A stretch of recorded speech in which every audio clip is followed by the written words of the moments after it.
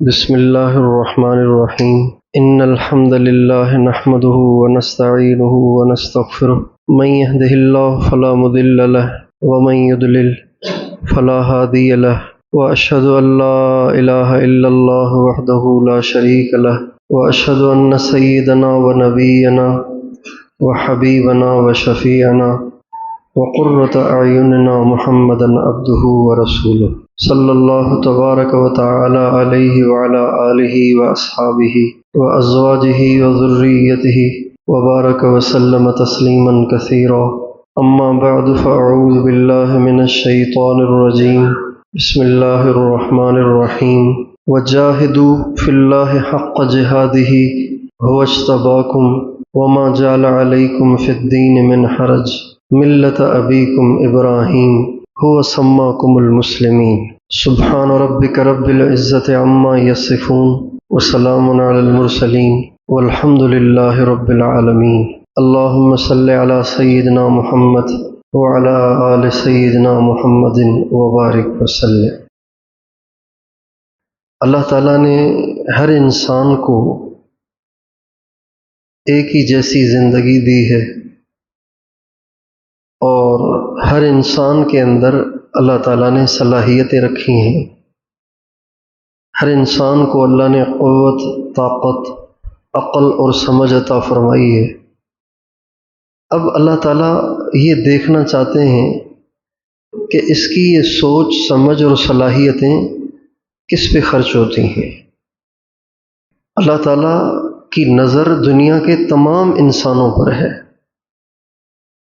آپ پر، مجھ پر، ہمارے بچوں پر، ہماری عورتوں پر، ہمارے حکمرانوں پر، غریبوں پر، امیروں پر، دیہاتیوں پر،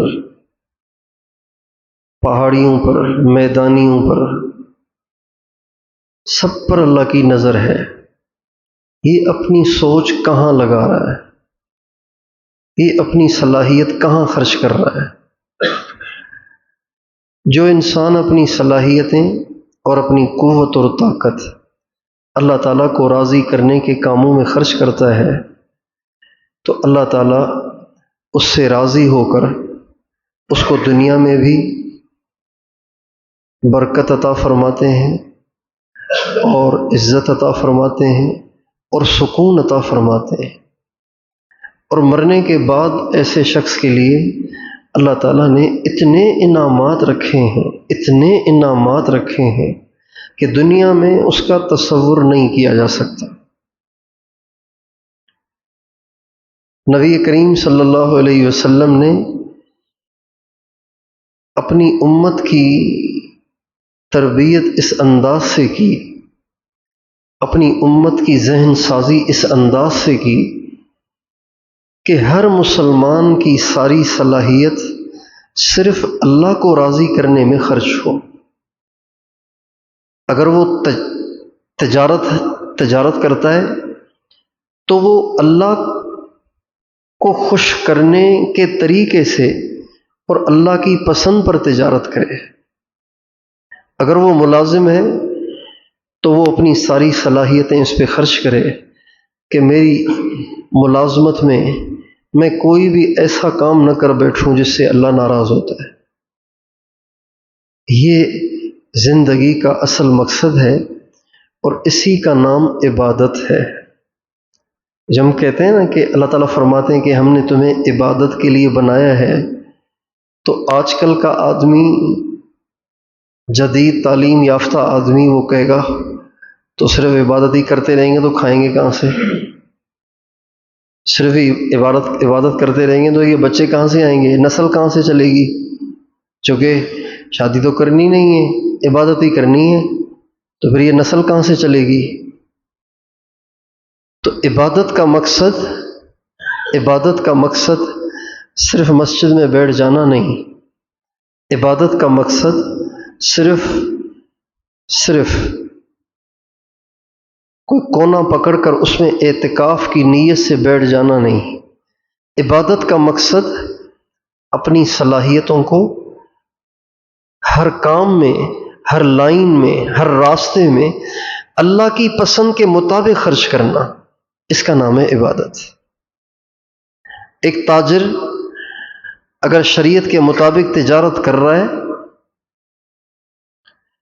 اور اپنی تجارت میں کوئی کام اللہ کو ناراض کرنے والا نہیں کر رہا، کوئی قدم سنت کے خلاف نہیں اٹھا رہا، تو یہ تاجر نہیں، یہ عابد ہے۔ ایک ملازم اپنی ملازمت میں کوئی قدم شریعت سے ہٹ کے نہیں اٹھا رہا، سنت سے ہٹ کے نہیں اٹھا رہا، کوئی کام اللہ کی مرضی کے خلاف نہیں کر رہا، تو یہ ملازم نہیں، یہ عابد ہے۔ ایک مزدور اگر اپنی مزدوری میں اللہ تعالیٰ کی پسند کو سامنے رکھ کر مزدوری کرتا ہے اور اللہ کو خوش کرنے کے لیے سارے کام کرتا ہے، تو یہ مزدور نہیں، یہ عابد ہے، یہ اللہ والا ہے۔ آج امت مسلمہ میں اس غلط فہمی کی وجہ سے دو طبقے بن گئے ہیں، یعنی امت دو حصوں میں تقسیم ہو گئی ہے، ایک دنیا دار کہلاتے ہیں، ایک دیندار کہلاتے ہیں۔ حالانکہ جو حضرت محمد صلی اللہ علیہ وسلم کا امتی ہے، بھلا وہ دنیا دار کیسے ہو سکتا ہے؟ وہ دنیا دار نہیں ہے۔ جو بھی اللہ کو ایک مانتا ہے، حضرت محمد صلی اللہ علیہ وسلم کو اپنا سچا نبی اور آخری نبی تسلیم کرتا ہے، وہ دنیا دار نہیں ہو سکتا، وہ دیندار ہے۔ بس اس کو صرف یہ بات سمجھانے کی ضرورت ہے کہ آپ جس لائن پہ چل رہے ہیں، اس لائن میں اللہ کی پسند، اللہ کے نبی کی پسند، اللہ کے حکم اور نبی کے طریقے کو سامنے رکھ کر آپ چلیں۔ اللہ آپ سے تجارت میں راضی، اللہ آپ سے ملازمت میں راضی، اللہ آپ سے حکومت میں راضی، وزارت میں راضی۔ اللہ تعالیٰ کو راضی کرنے کے لیے وزیر سے وزارت چھڑوانی نہیں ہے، اللہ تعالیٰ کو راضی کرنے کے لیے دکاندار سے دکان چھڑوانی نہیں ہے، اللہ تعالیٰ کو راضی کرنے کے لیے شادی شدہ کو بیوی کو طلاق نہیں دلوانی ہے۔ اللہ کو راضی کرنے کے لیے جس حال میں اللہ نے رکھا ہوا ہے، اس حال میں اللہ کے حکم کو پورا کرنا، اللہ کی پسند پہ چلنا۔ اور یہ تھوڑا سا مشکل ہے، یہ آسان نہیں ہے۔ تجارت میں اللہ کی بالکل نافرمانی نہ کرنا یہ آسان نہیں۔ مسجد میں بیٹھ کے ذکر کرنا آسان ہے، دکان پہ بیٹھ کے سچ بولنا، ایک نمبر کام کرنا، کبھی دو نمبری نہ کرنا، کبھی اللہ کو ناراض نہ کرنا، کبھی بددیانتی نہ کرنا، کبھی کسی کو دھوکہ نہ دینا، یہ مشکل ہے۔ اسی وجہ سے نبی کریم صلی اللہ علیہ وسلم کا ارشاد ہے، التاجر الصدوق الامین۔ وہ بزنس مین اور وہ دکاندار اور وہ تاجر جس میں دو باتیں ہوں، دو باتیں، صرف دو باتیں اس کے اندر ہوں، ان دو باتوں کی وجہ سے اللہ تعالیٰ اس سے اتنے خوش ہوں گے، اتنے خوش ہوں گے، اتنے خوش ہوں گے کہ قیامت کے دن اس کا حشر نبیوں کے ساتھ کریں گے۔ کس کا حشر؟ بولیے، کعبے کے امام کا نہیں، مسجد نبوی کے امام کی بات نہیں چل رہی، یہ کعبے کے امام کی بات نہیں چل رہی۔ یہ جہاد میں اپنی جان کو قربان کر کے شہادت کا مرتبہ پانے والے کی بات نہیں چل رہی۔ یہ ساری زندگی پہلی صف میں تکبیر اولیٰ کے ساتھ نماز پڑھنے والے کی بات نہیں چل رہی۔ یہ ساری رات تہجد پڑھنے اور سارا دن نفلی روزے رکھنے کی والے کی بات نہیں چل رہی، یہ ایک دکاندار کی بات چل رہی ہے، ایک دکاندار آدمی۔ التاجر الصدوق الامین، وہ دکاندار جس میں دو باتیں ہوں، ایک صدوق، صادق نہیں، صدوق، بہت سچ بولنے والا۔ صادق کہتے ہیں سچے کو، صدوق کہتے ہیں بہت سچے کو۔ کبھی اس کی زبان سے ایسی بات نہیں نکلتی کہ جس سے اگلے کو دھوکہ لگے، بالکل کھری کھری، صاف صاف، ستھری ستھری بات کرنے والا، اس کو کہتے ہیں صدوق۔ ایک تو دکاندار میں یہ صفت ہو کہ وہ بہت سچ بولنے والا ہو، اور دوسری بات یہ ہو کہ وہ کبھی کسی کو دھوکہ نہ دے، امانت داری کا معاملہ کرے، دوسرے کے ساتھ جو دوسرے کا اس کے بارے میں گمان ہے نا، اس کے مطابق اس سے معاملہ کرے۔ اگلا سمجھتا ہے بھئی یہ میرے ساتھ دو نمبری نہیں کرے گا، دو نمبری نہیں کرنی چاہیے۔ امانت داری کا معاملہ کرنے والا، یہ دو صفات جس میں ہوں تو آگے اس کا جو انعام بتایا گیا ہے وہ اتنا عظیم الشان ہے کہ آدمی حیران رہ جاتا ہے، اور اس سے پتہ چلتا ہے کہ تاجر کے لیے صدوق اور امین ہونا مشکل ہے۔ انعام بتا رہا ہے کہ مشکل ہے، اس لیے کہ انعام ہے مع النبیین، یہ قیامت کے دن عام لوگوں کے ساتھ نہیں ہوگا، اس کا حشر قیامت کے دن نبیوں کے ساتھ ہوگا۔ اللہ اکبر، نبیوں کے ساتھ، والصدیقین، اور ان کے ساتھ ہوگا جو نبیوں کے سب سے زیادہ قریب ہوں گے۔ صدیق وہ ولی ہے، صدیق اس ولی کو کہتے ہیں کہ جس کے پاس صرف نبوت نہیں، باقی اس میں ساری صفات نبیوں والی ہیں، اس کو کہتے ہیں صدیق۔ صدیق نبی نہیں ہوتا، ولی ہوتا ہے، لیکن اتنا بڑا ولی ہوتا ہے، اتنا زیادہ نبی کی نقل کرنے والا ہوتا ہے، اتنا زیادہ نبی کے نقش قدم پہ چلنے والا ہوتا ہے کہ اس میں اور نبی میں فرق ہی نہیں محسوس ہوتا، ایسے لگتا ہے وہ اوریجنل کاپی ہے اور یہ اس کی ڈپلیکیٹ ہے۔ بس اس کے پاس نبوت کا تاج نہیں ہے، باقی ساری اس میں وہ صفات ہیں جو نبی کے اندر ہوتی ہیں۔ اللہ تعالیٰ فرماتے ہیں جس دکاندار نے سچائی کو پلے باندھ لیا اور جس دکاندار نے امانت داری کو پلے باندھ لیا، کل قیامت کے دن اسے عام مسلمانوں کے ساتھ نہیں، اسے بازاریوں کے، یہ بازاری آدمی ہے نا، یہ بازاریوں کے ساتھ کھڑا نہیں ہوگا، یہ نبیوں کے ساتھ اور صدیقین کے ساتھ کھڑا ہوگا۔ اللہ کی پسند پہ چلنا، اللہ کی پسند پہ چلتے ہوئے زندگی گزارنا، یہ اتنا اہم عمل ہے۔ یہ جتنا مجمع اس وقت میرے سامنے بیٹھا ہوا ہے، یہ سارے کا سارا دیندار مجمع بیٹھا ہوا ہے، سارے نمازی لگ رہے ہیں، سبھی کے سروں پہ ٹوپیاں ہیں، سبھی کے چہروں پہ سرکار کی سنت ہے، لیکن ہمیں یہ دیکھنا ہے اور اس کے بارے میں فکر کرنی ہے کہ آیا میں نے صرف داڑھی ٹوپی رکھ کے اسلام کا ٹھیکہ لے لیا ہے اور اسلام کا لیبل لگا لیا ہے، یا واقعی میں اسلام پہ چل رہا ہوں اور میری زندگی اللہ کی پسند کے مطابق ہے اور میری زندگی نبی کریم صلی اللہ علیہ وسلم کی سنت کے مطابق ہے۔ یہ دیکھنا ضروری ہے۔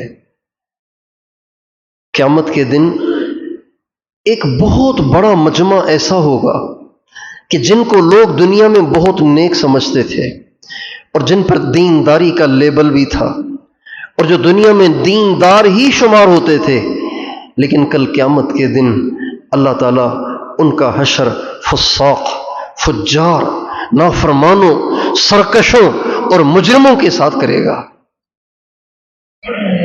حالانکہ ان پر لیبل دینداری کا ہوگا۔ یہی وجہ ہے کہ جو لوگ اللہ کے جتنے زیادہ قریب ہوتے ہیں نا، جتنے زیادہ قریب ہوتے ہیں وہ اتنے خوف زدہ ہوتے ہیں، اتنے خوف زدہ۔ کیا ہوگا، کیا ہوگا، کیا بنے گا؟ بھئی آپ نے ساری زندگی نمازیں پڑھی ہیں، آپ نے ساری زندگی کسی کی بیٹی کی طرف نظر نہیں اٹھائی، آپ نے ساری زندگی کسی کا حق نہیں کھایا، مگر پھر بھی ڈرتے نہیں پتہ نہیں کیا ہوگا۔ ہم اپنے نبی کے صحابہ کی سیرت جب پڑھتے ہیں تو ہمارے نبی کے صحابہ تو سارے ولیوں سے اوپر کے درجے کے لوگ ہیں، سارے صحابہ سارے ولیوں سے بہت اوپر کے درجے کے لوگ ہیں، لیکن ہمارے نبی کے سب صحابہ کو ہم دیکھتے ہیں کہ وہ ساری زندگی بہت خوفزدہ رہتے تھے، بہت روتے تھے، بہت پریشان ہوتے تھے، سہمے ہوتے تھے، ہر وقت ان کو اس بات کی فکر لاحق ہوتی تھی ہمارا کیا بنے گا، ہمارا کیا بنے گا، ہمارا کیا بنے گا۔ آج ہم 4 نیکی کے کام کر کے اپنے آپ کو پہنچا ہوا سمجھنے لگ جاتے ہیں اور اوروں پہ انگلیاں اٹھانا شروع کر دیتے ہیں اور اوروں پہ تبصرے کرنا شروع کر دیتے ہیں اور اوروں کے بارے میں تجاویز دینا شروع کر دیتے ہیں، اوروں کے بارے میں تجزیے کرنا اور رائے قائم کرنا شروع کر دیتے ہیں۔ نبی کریم صلی اللہ علیہ وسلم کے صحابہ ایسے بالکل نہیں تھے۔ حضرت امام حسن بصری رحمۃ اللہ علیہ فرماتے ہیں 80 سے زیادہ صحابہ سے میری ملاقات ہوئی اور میں نے سب کے سب کو اس بات پر روتے دیکھا کہ وہ ڈرتے تھے کہ کہیں ہم منافق تو نہیں ہیں، ڈرتے رہتے تھے۔ آپ سوچیے حضرت عمر رضی اللہ تعالی عنہ کا اسلام میں کیا مقام ہے، کیا مقام ہے ان کا۔ نبی کریم صلی اللہ علیہ وسلم نے جب حجۃ الوداع کیا تو 9 ذی الحجہ کو جب آپ عرفات میں پہنچے تو آپ نے فرمایا آج اللہ تعالیٰ عرفات میں بیٹھے ہوئے ان مسلمانوں کو دیکھ کر فرشتوں پہ فخر کر رہا ہے۔ آج اللہ تعالیٰ ان اہل عرفہ پر کو دیکھ کر فرشتوں پہ فخر کر رہا ہے، پھر فرمایا اور عمر کو خصوصاً دیکھ کر فخر کر رہا ہے۔ سب پہ فخر کر رہا ہے لیکن عمر پہ ذرا خصوصاً فخر کر، دیکھو میرا عمر عرفات میں پہنچا ہوا ہے، دیکھو میرا عمر ملنگوں کی طرح 2 چادریں اوڑھ کے عرفات کی مٹی میں بیٹھا ہوا ہے۔ آپ اسلام میں دیکھیں ان کا کیا مقام ہے۔ لیکن ایک دفعہ حضرت حذیفہ رضی اللہ تعالیٰ عنہ جو ہمارے نبی کے رازدار تھے، ہمارے نبی کے رازدار تھے، ہمارے نبی دل کی باتیں ساری ان سے کرتے تھے، اس لیے کہ یہ پیٹ کے بڑے پکے تھے، یہ پیٹ کے پکے ہوتے تھے۔ جو پیٹ کا پکا ہوتا ہے نا، اس سے دل کی بات شیئر کرنا آسان ہوتا ہے، اور جس کے بارے میں گمان ہو کہ یہ باہر جا کے ڈنڈورا پیٹے گا تو دل کی بات کرنے کو دل نہیں کرتا اس سے۔ صحابہ میں سے ہر صحابی میں الگ الگ خوبیاں تھیں، جان نثاری ابو بکر جیسی کسی میں نہیں، عدل ابو عمر جیسا کسی میں نہیں، سخاوت حضرت عثمان جیسی کسی میں نہیں، اور علم اور بیدار مغزی اور ہوشیاری اور شجاعت حضرت علی جیسی کسی میں نہیں، امانت داری حضرت ابو عبیدہ جیسی کسی میں نہیں۔ ہر صحابی کی ہر خوشبو کی الگ، ہر پھول کی الگ خوشبو ہوتی ہے۔ حضرت حذیفہ میں یہ کمال تھا، تو ہمارے نبی اپنے دل کی ساری باتیں ان سے شیئر کرتے تھے، چنانچہ ان کو اللہ کے نبی کا رازدار کہا جاتا تھا۔ اور جتنے منافق تھے جو مسلمانوں میں گھسے ہوئے تھے اور اپنے آپ کو مسلمان ظاہر کرتے تھے اور مسلمان بھی نہیں سمجھتے تھے کہ یہ ہم میں سے نہیں، یہ اندر سے کافر ہیں، مسلمان بھی نہیں سمجھتے تھے، نبی کریم صلی اللہ علیہ وسلم کو وحی کے ذریعے سے بتا دیا گیا۔ آپ نے ان سب کے نام حضرت حذیفہ کو بتا دیے تھے، یہ مسلمان نہیں ہے، یہ ٹھیک ہے یہ پہلی صف میں بیٹھتے ہیں لیکن یہ مسلمان نہیں ہے، حضور نے ان کو بتایا۔ حضرت عمر بار بار حضرت حذیفہ کو بلاتے اور فرماتے حذیفہ ایک مجھ پہ احسان کرو، مجھے منافقین کے نام نہ بتاؤ، حضور کا راز فاش نہ کرو، صرف اتنا بتا دو کہ عمر ان میں ہے کہ نہیں ہے۔ آج بتائیے ہم جو نمازی ہیں، ہم جو تبلیغ والے ہیں، ہم جو مدرسوں میں پڑھنے والے ہیں، ہم جو پڑھانے والے ہیں، ہم جو امامت کرنے والے ہیں، ہم جو ممبر پہ بیٹھنے والے ہیں، ہم جو اسلامی شکل بنا کر معاشرے میں رہنے والے ہیں، کیا ہمیں کبھی اس کا خدشہ ہوا کہ میں مسلمان پتہ نہیں ہوں کہ نہیں، پتہ نہیں میں منافق تو نہیں ہوں؟ کبھی ہمیں اس کا خدشہ ہوا؟ جب انتقال کا وقت آیا، حضرت علی المرتضیٰ رضی اللہ تعالیٰ عنہ اپنے بیٹے کو لے کر حال احوال لینے کے لیے تشریف لائے، حاضر ہوئے، دیکھا کہ حضرت عمر کی حالت اب ایسی ہے کہ اب یہ نہیں بچ سکیں گے، اب یہ نہیں بچ سکیں گے۔ جب آئے نا حضرت علی تو حضرت عمر رو رہے تھے، حضرت عمر کا رونا ایک عجیب بات تھی. قرآن پڑھ کے تو بہت روتے تھے، دعا کرتے ہوئے تو بہت روتے تھے، نماز میں تو بہت روتے تھے، اس کے علاوہ حضرت عمر روئیں یہ تو کوئی سوچ بھی نہیں سکتا تھا. اتنے دلیر اور اتنے مضبوط اعصاب کے مالک تھے کہ حضرت عمر کا رونا کسی کو سمجھ میں نہیں آتا تھا. حضرت علی نے جب حضرت عمر کو موت کے وقت روتے دیکھا تو حضرت علی بڑے حیران ہوئے. کہا امیر المومنین آپ رو رہے ہیں، موت سے گھبرا گئے؟ تو کہا علی موت سے نہیں گھبرا رہا، اس بات سے گھبرا رہا ہوں کہ آج کی شام میری پتہ نہیں کہاں ہوگی، جنت میں ہوگی یا جہنم میں ہوگی، میں نہیں جانتا. آج کی شام میری کہاں ہونے والی ہے میں نہیں جانتا، اس پہ رو رہا ہوں.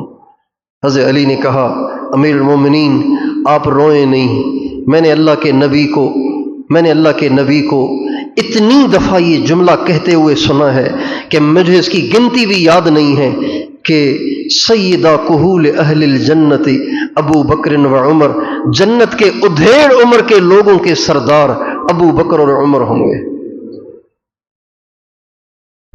جو جوان ہوں گے نا، جو دنیا میں جوانی میں مر جاتے ہیں، یعنی 33 سال 34 سال 35 سال یا 40 سے کم عمر میں جو مر جاتے ہیں، ان سب کے سردار جنت میں امام حسن اور حسین ہوں گے.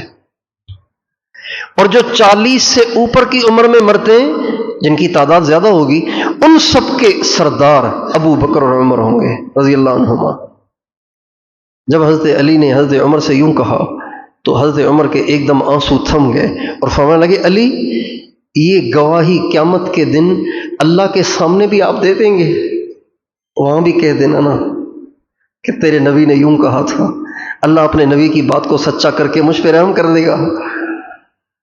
حضرت علی فرمانے لگے صرف میں نہیں، میرا یہ بیٹا حسن بھی قیامت کے دن یہ گواہی دے گا.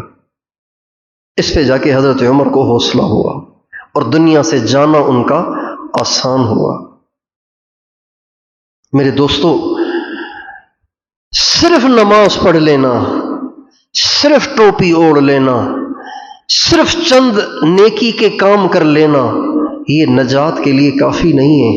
اللہ تعالیٰ ہم سے یہ نہیں چاہتے، اللہ تعالیٰ ہم سے عبادت چاہتے ہیں، عبادت بندگی چاہتے ہیں کہ ہم ہر کام میں، ہر بات میں، اپنی تجارت میں، اپنی زراعت میں، اپنی خلوتوں میں، اپنی جلوتوں میں، اپنی شادیوں میں، اپنی غمیوں میں، اپنے ہر کام میں اللہ کی پسند کو مد نظر رکھیں کہ اللہ تجھے کیا پسند ہے، میں تجھے راضی کرنا چاہتا ہوں.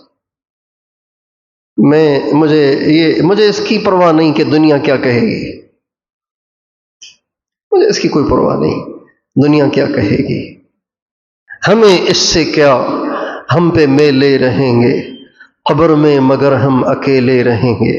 ہمیں اس سے کیا کہ لوگ کہہ رہے ہیں واہ واہ واہ واہ بڑا اچھا کام کیا یار، بیٹے کی شادی ایسی کی، واہ واہ واہ واہ مزے ہو گئے. ہمیں اس سے کیا، ہمیں یہ نہیں دیکھنا کہ لوگوں کی پسند کیا ہے، ہمیں یہ نہیں دیکھنا کہ مجھے کس میں مزہ آتا ہے، ہمیں یہ نہیں دیکھنا کہ میری بیوی میرے بچوں کا کیا مطالبہ ہے، ہمیں یہ نہیں دیکھنا کہ دنیا والے کس میں خوش ہوتے ہیں. ہمیں یہ دیکھنا ہے کہ میرے اللہ کی کیا رضا ہے، یا اللہ آپ کیا چاہتے ہیں. ایک بزرگ تھے، وہ جب کبھی بھی بنتے سنورتے تو بن سنور کے آ کے مصلے پہ بیٹھ جاتے تھے. ہم تو بن سنور کے آئینے کے سامنے جاتے ہیں نا کہ دیکھوں کہیں کوئی فالٹ تو نہیں رہ گیا، کہیں کوئی کمی تو نہیں رہ گئی، اس کو بھی ٹھیک کر لوں. وہ بن سنور کے آ کے مصلے پہ بیٹھ جاتے تھے اور کہتے تھے یا اللہ لوگ تو لوگوں سے پوچھتے ہیں کہ کیسا لگ رہا ہوں، میں تجھ سے پوچھتا ہوں کہ بتا تجھے کیسا لگ رہا ہوں. ابھی یہ تو وہی کرے گا نا جس نے اپنے آپ کو حضور کی سنتوں سے مزین کر رکھا ہو. جس نے داڑھی کے خط لیے ہوئے ہوں وہ آ کے مصلے پہ بیٹھ کے پوچھے گا کہ اللہ میں آپ کو کیسا لگ رہا ہوں. جس نے انگریزی بال رکھے ہوئے ہوں وہ آ کے پوچھے گا اللہ سے کہ اللہ کیسا لگ رہا ہوں. جس نے ابھی تھوڑی دیر پہلے بیوی کی بےزتی کی ہو وہ آ کے پوچھے گا یا اللہ آپ کو کیسا لگ رہا ہوں. جس نے ابھی کسی کو دھوکہ دیا ہو ابھی کسی کی دل آزاری کی ہو، ابھی کسی کے ساتھ دو نمبری کی ہو، وہ آ کے پوچھ سکتا ہے اللہ سے، یا اللہ آپ کو کیسا لگ رہا ہوں؟ یہ تو وہی پوچھے گا جس نے اپنی سمجھ کے مطابق اپنے آپ کو اللہ کی پسند کے مطابق بنا لیا ہو۔ یا اللہ دیکھیں کوئی کمی تو نہیں رہ گئی، میں نے تو بہت کوشش کی ہے کہ میں ایسا بن جاؤں کہ آپ کو اچھا لگوں۔ ایک دفعہ ہم جماعت میں جا رہے تھے تو ہمارے استاد صاحب ہمارے ساتھ تھے، پیدل جماعت تھی ہماری، پیدل چل رہے تھے، پیٹ میں روٹی نہیں، نیند پوری نہیں، تھکے ہوئے اور چل رہے ہیں لمبے فاصلے۔ تو میرے جوڑیاں جو بنائی گئی تھیں تو میرے استاد کی جوڑی میرے ساتھ بن گئی۔ یہ جو میرے استاد صاحب تھے یہ بھتیجے تھے حضرت قاضی عبد القادر صاحب جھاوریاں والوں کے۔ یہ ہمارے تبلیغ کے بڑے بزرگوں میں سے گزرے ہیں، قاضی عبد القادر صاحب جھاوریاں والے، جو 90 سے پہلے کے تبلیغ والے ہیں وہ ان کو جانتے ہوں گے، ان کے بھتیجے تھے یہ۔ تو ہم ساتھ ساتھ جا رہے تھے، مجھے کہنے لگے عبداللہ تھک گئے ہو؟ میں نے کہا جی۔ کہنے لگے پتہ ہے ہم کیوں تھک رہے ہیں؟ میں نے کہا جی جا رہے ہیں تبلیغ کرنے کے لیے۔ کہنے لگے نہیں ہم تبلیغ کرنے نہیں جا رہے۔ میں نے کہا پھر کیا کرنے جا رہے ہیں؟ کہنے لگے ہم اس لیے تھک رہے ہیں، ہم اس لیے تھک رہے ہیں کہ ہمارے اس تھکنے کو دیکھ کر اللہ وہ کہے ہمیں قیامت کے دن جو اللہ نے حضرت ایوب کو 18 برس کی بیماری پہ صبر دیکھنے کی بات کہا تھا، نعم العبد انہ اواب، میرے ایوب کے کیا کہنے، اف تک نہ کی۔ یہ قرآن ہے، قرآن میں اللہ کہتے ہیں انا وجدناہ صابرا، ہم نے ایوب کو چیک کیا، بھائی وہ تو بڑے صبر والا نکلا، نعم العبد، کیا کہنے ایوب کے۔ فرمانے لگے ہم اس لیے تھک رہے کہ کل قیامت کے دن جب اللہ کے سامنے پیش ہوں تو اللہ ہمیں کہیں کیا کہنے میرے اس بندے کے، اللہ کو اچھے لگیں۔ کسی کے نزدیک پرفیکٹ ہونا ضروری نہیں، اللہ کے نزدیک پرفیکٹ ہو، اللہ کے نزدیک اللہ کو اچھے لگیں، اللہ کو پیارے لگیں۔ یا اللہ میں کچھ نہیں چاہتا، میں یہ چاہتا ہوں کہ تجھے اچھا لگے۔ اگر یہ جذبہ انسان کے دل میں مضبوط ہو تو پھر یہ ساری دنیا سے بھی ٹکرا جاتا ہے، ساری دنیا سے بھی ٹکرا جاتا ہے، ورنہ ادھر کا تانا ادھر کا تانا بٹھا دیتا ہے۔ کسی نے تانا دیا اب بیٹھ گیا، بھائی لوگ بخشتے ہی نہیں ہیں، لوگ برداشت ہی نہیں کرتے، بھائی لوگ بخشتے ہی نہیں ہیں، بیٹھ جائے گا۔ لیکن اگر اس کے دل دماغ میں یہ جذبہ رچ بس جائے، یا اللہ میں تجھے خوش کرنا چاہتا ہوں، میں تیری رضا چاہتا ہوں۔ اور حضرات صحابہ کرام کو اللہ تعالیٰ نے یہ والا جذبہ عطا فرمایا تھا جس کی وجہ سے وہ استقامت کے ایسے پہاڑ بن گئے تھے کہ بڑے سے بڑے ظالم کا ظلم ان کو دین سے ہٹا نہیں سکا۔ اب دیکھیں حضرت بلال کے ساتھ کیا کچھ ہو رہا ہے، مجال ہے کہ اپنے راستے سے ہٹیں۔ حضرت خباب کے ساتھ کیا ہو رہا ہے، مجال ہے کہ ہٹیں۔ حضرت خباب انگاروں پہ لٹائے جا رہے ہیں، انگاروں پہ۔ انسان تو نہیں لیٹ سکتا لیکن مجال ہے کہ ہٹیں۔ یہ واقعات پہلے ہم سنا کرتے تھے تو ہم سوچتے تھے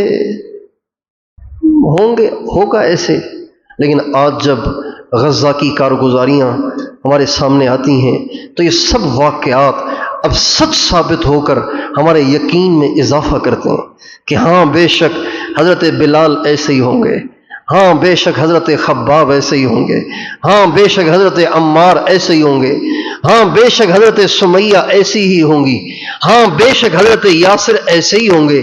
جب 15ویں صدی کا ایک گرا پڑا غزہ کا مسلمان اسرائیل کے سامنے اتنی استقامت کے ساتھ ڈٹ کر اپنی ایک ماں اپنے سارے ہی بچے قربان کر رہی ہے اور پھر بھی اللہ کا شکر ادا کر رہی ہے. تو جب 15ویں صدی کا مسلمان اللہ پاک کو اتنا چاہ سکتا ہے، اتنا اللہ پہ فدا ہو سکتا ہے، اتنا اللہ سے پیار کر سکتا ہے، تو پھر حضور اکرم صلی اللہ علیہ وسلم کے تربیت یافتہ صحابہ کے کیا کہنے. حبیب ابن زید کے جب مسیلمہ کذاب نے ٹکڑے ٹکڑے کیے ان کے ٹکڑے ٹکڑے. انسان جب سخت ہو جائے تو پھر کتنا سخت ہوتا ہے. ٹکڑے ٹکڑے کر دیے ان کے جسم کی بوٹی بوٹی بوٹی بوٹی بوٹی بوٹی کاٹی. زندہ آدمی کی، شہید کر کے پھر نہیں کیا یہ کام، زندہ آدمی کا یہ کام کیا. کتنے تڑپے ہوں گے، کتنا درد ہوا ہوگا، کتنی تکلیف ہوئی ہوگی خدا جانے. لیکن کتابوں میں یہی لکھا ہے کہ حضرت حبیب ابن زید ختم نبوت کے عقیدے پر ڈٹے رہے اور اس کی پیش کردہ جھوٹی نبوت کا انکار کرتے رہے. جب یہ درد انگیز طریقے سے کی جانے والی شہادت کی کارگزاری ان کی ماں حضرت ام عمارہ کو پہنچی تو وہ کہنے لگیں لہذا اليوم ارضعته وعند اللہ احتسبته. میں نے تو اس کو دودھ پلایا ہی اس لیے تھا، میں نے کوئی اس کو پیسے کمانے کے لیے تھوڑی دودھ پلایا تھا، میں نے تو اس کو دودھ ہی اس لیے پلایا تھا. اور میں بے صبر نہیں ہوں، مجھے اللہ نے صبر دیا ہے اور میں اللہ سے ثواب کی امید رکھتی ہوں. ایک صحابیہ کا بیٹا شہید ہو گیا، ایک صحابیہ کا بیٹا شہید ہو گیا. جب ان کو بتایا گیا تو وہ بھاگی بھاگی آئیں اپنے بیٹے کی لاش کو دیکھنے کے لیے، لیکن پورا برقع اوڑھ کے آئیں، پورا برقع اوڑھ کے آئیں. تو کسی نے کہا بیٹے کی لاش پڑی ہوئی ہے اب بھی پورا برقع. تو فرمانے لگیں بیٹا گیا ہے، حیا تو نہیں گیا. بیٹا چلا گیا ہے تو کیا میں حیا بھی کھو دوں؟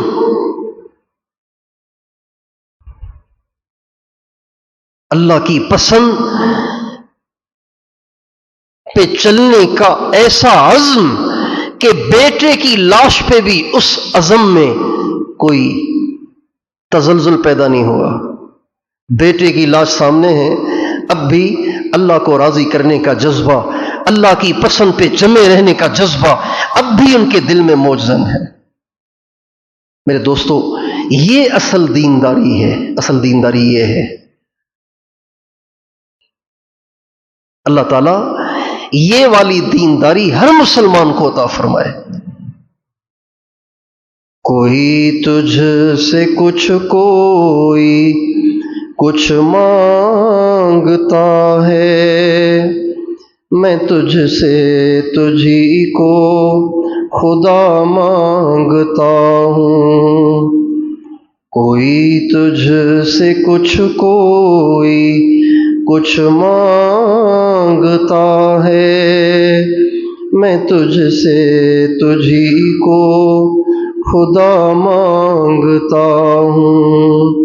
کوئی مجھ سے پوچھے میں کیا چاہتا ہوں، میں اپنے خدا سے خدا مانگتا ہوں. وہ ہو جائے میرا، میں ہو جاؤں اس کا، یہی رات دن میں دعا مانگتا ہوں. نہ یہ چاہتا ہوں نہ وہ چاہتا ہوں، میں اپنے خدا سے خدا چاہتا ہوں. یہ ہے اصل دینداری. کوئی جذبہ نہیں، کوئی خواہش نہیں. جذبہ اور خواہش صرف ایک ہے، اللہ آپ راضی ہو جائیں. اور جن لوگوں کی زندگیاں اس جذبے سے سرشار ہیں، بتائیے جب یہ مریں گے تو کتنا مزہ آئے گا ان کو. ان کو ان کی موت پہ مزہ آئے گا نہیں آئے گا؟ ساری زندگی جس کو خوش کرنے میں لگے رہے اور اتنے رگڑے لگے، اتنی تکلیفیں اٹھائیں، اتنی قربانیاں دیں، اتنی پریشانیاں اٹھائیں، تو اب جب اس سے ملاقات کا وقت آئے گا تو مزہ آئے گا کہ نہیں آئے گا؟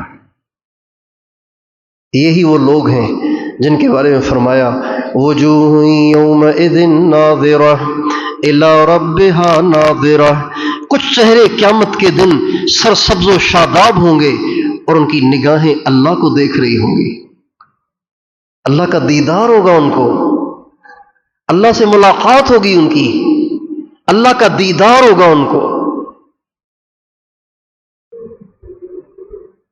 ان الابرار لفی نعیم علی الارائک ینظرون تعرف فی وجوہہم نظرۃ النعیم یسقون من رحیق مختوم ختامہ مسک وفی ذلک فلیتنافس المتنافسون۔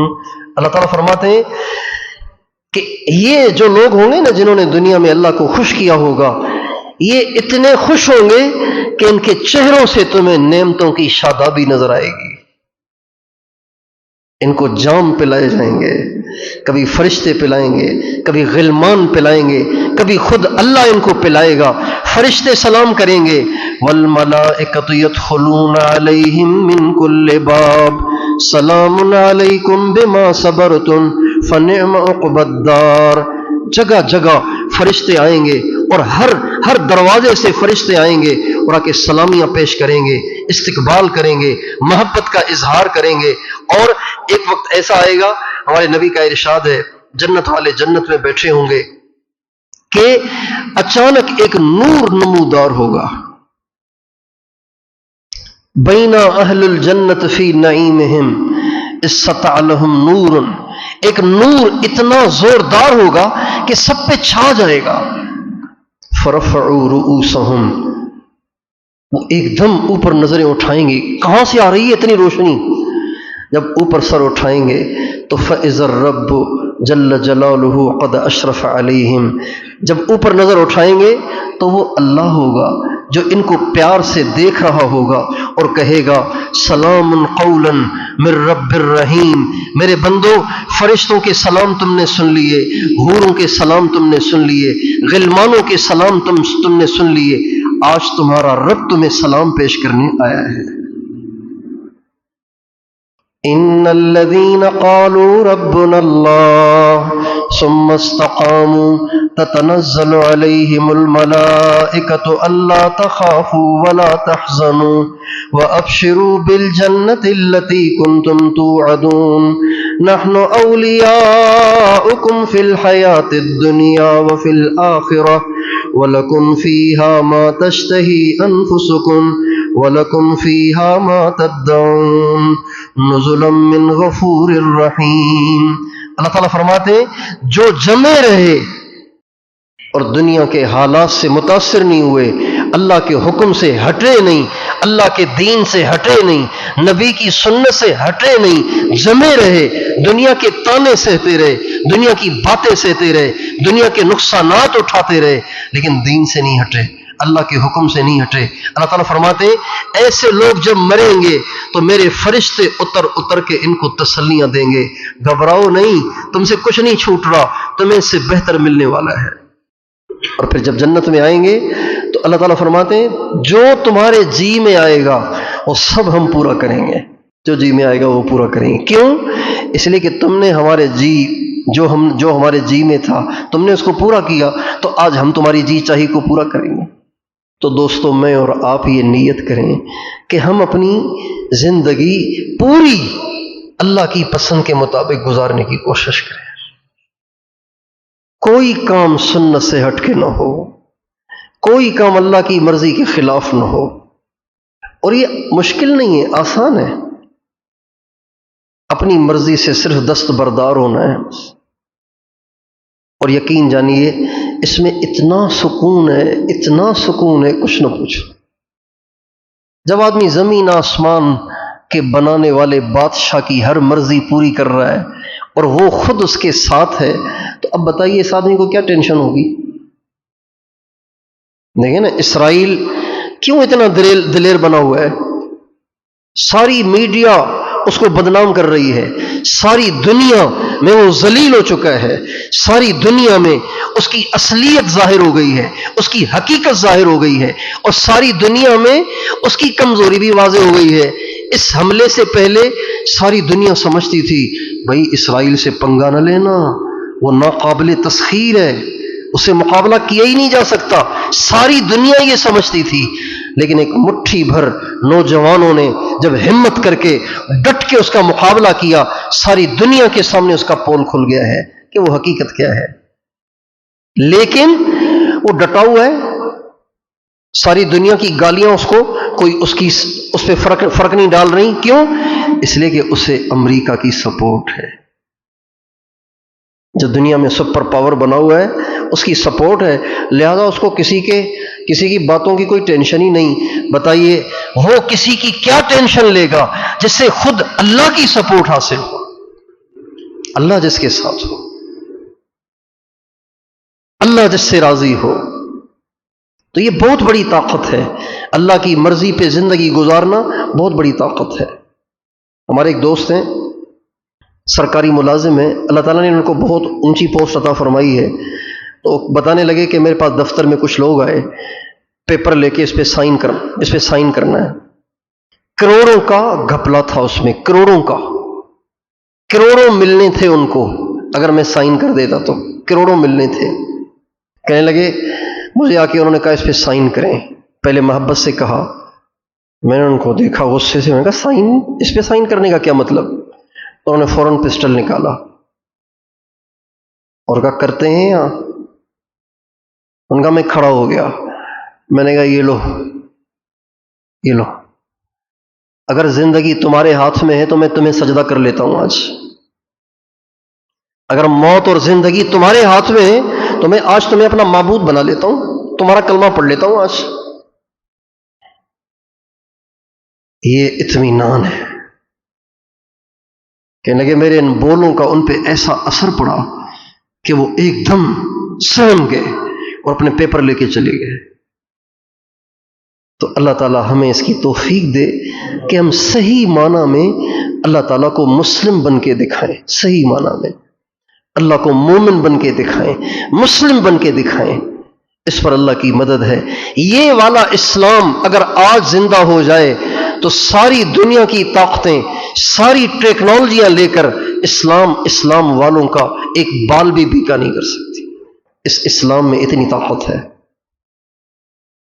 اور جب تک ہمارا اسلام کمزور ہے تو پھر ہمیں ایٹم بھی چاہیے، ٹیکنالوجیاں بھی چاہیے، یہ بے ساکیاں بھی چاہیے، اس لیے کہ اپنی ٹانگوں میں تو جان ہے نہیں، اپنی ٹانگوں میں جان ہوتی تو پھر ان بے ساکیوں کی ضرورت نہیں ہے۔ اللہ تعالیٰ نے مسلمانوں کو ہتھیار اور بارود تیار کرنے کا حکم اس لیے نہیں دیا کہ بارود سے فتح ہوتی ہے، ہتھیاروں سے فتح ہوتی ہے، ٹیکنالوجی سے فتح ہوتی ہے، بلکہ اللہ تعالیٰ فرماتے ہیں وَأَعِدُّوا لَهُم مَّا اسْتَطَعْتُم مِّن رِّبَاطِ الْخَيْلِ تُرْهِبُونَ بِهِ عَدُوَّ اللَّهِ وَعَدُوَّكُمْ مِن قُوَّةٍ وَمِن رِّبَاطِ الْخَيْلِ۔ اللہ تعالیٰ فرماتے ہیں اچھا خاصا اسلحہ تیار کرو اور مضبوط سواریاں تیار کرو، کس لیے؟